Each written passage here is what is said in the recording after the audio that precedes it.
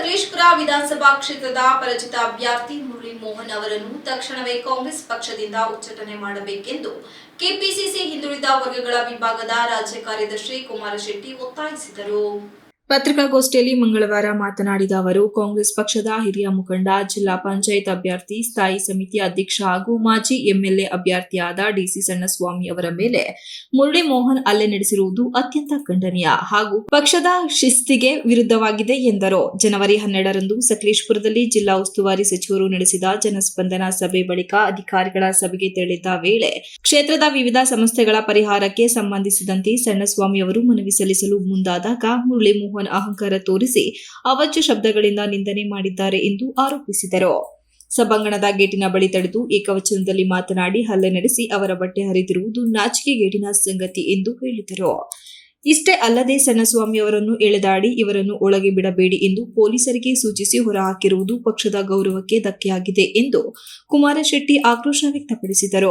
ಹೊರಗಿನಿಂದ ಬಂದು ಸ್ಥಳೀಯ ಹಿರಿಯ ಕಾಂಗ್ರೆಸ್ ನಾಯಕರ ಮೇಲೆ ಕೈ ಮಾಡಿದ ಮುರಳಿ ಮೋಹನ್ ಅವರನ್ನು ಕೂಡಲೇ ಪಕ್ಷದಿಂದ ಹೊರಹಾಕಬೇಕೆಂದು ಆಗ್ರಹಿಸಿದರು.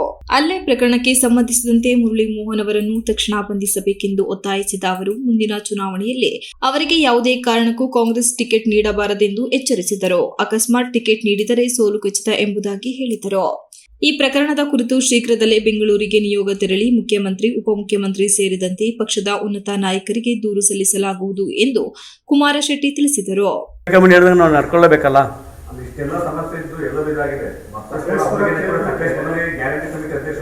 ಮಾಡಿದ್ದಾರೆ. ಹೌದು. ಆಮೇಲೆ ಇವಾಗ್ಲೂ ಎಂಎಲ್ಎ ಕೆಲಸ ಇದಾಗ್ತದೆ, ಟ್ರಾನ್ಸ್ಫರ್ ಆಗ್ತದೆ ಗೊತ್ತಿಲ್ಲ. ಇವತ್ತು ಬಹುತೇಕ ಎಲ್ಲರೂ ಹೇಳೋದೇನಂತ ಮುರಳಿ ಮೋಹನ್ ಕಡೆ ಅಂತಾನೆ ಆಲೂರು ಆಗಿರ್ಬೋದು, ಸಕಲೇಶಪುರದಲ್ಲಾಗಿರ್ಬೋದು, ಎಲ್ಲರೂ ಕೂಡ ಅದನ್ನೇ ಹೇಳ್ತಾ ಇರೋದು. ಇಷ್ಟೆಲ್ಲ ಆದ್ರೂ ನಿಮ್ಗೆ ವೈಫಲ್ಯ ಅಂತ ಬಹುತೇಕ ಕಟ್ಟಾಯ ಮತ್ತೆ ಆಲೂರು ಭಾಗದಲ್ಲಿ ಬಹುತೇಕ ವಿರೋಧ ಇದೆ. ಮುರಳಿ ಮೋಹನ್ ಮೇಲೆ ಬಹುತೇಕ ವಿರೋಧ ಇದೆ. ಬಹುತೇಕ ಮುಂದಿನ ದಿನ ಅನುಭವಿಸ್ತಾರೆ ಬಿಡಿ.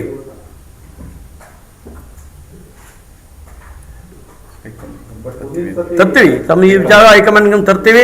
ನಾವು ನಿಯೋಗ ಹೋಗ್ತಾ ಇದ್ದೀವಿ.